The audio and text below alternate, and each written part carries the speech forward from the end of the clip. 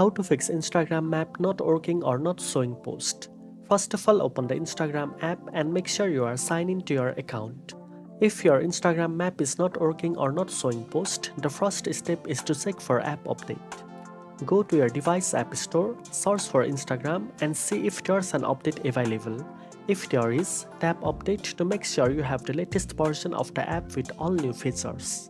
Next, check your internet connection. A slow or unstable connection can prevent posts from loading on the map. Switch between Wi-Fi and mobile data to see if the map starts working. After that, make sure location services are enabled for Instagram. Go to your device setting, find Instagram in your app list, tap permissions and ensure location is allowed. Without location access, the map won't show post or nearby places correctly. If the map still doesn't work, try clearing Instagram's cache from the app settings or reinstalling the app. Sometimes old cached data or a fresh installation is needed to fix glitches. Finally, restart the Instagram app or your device. A simple restart can often resolve temporary bugs and make the map feature work again. Now you know how to fix Instagram map not working or not showing post.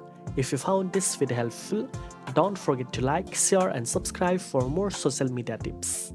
Thanks for watching and I'll see you in the next one.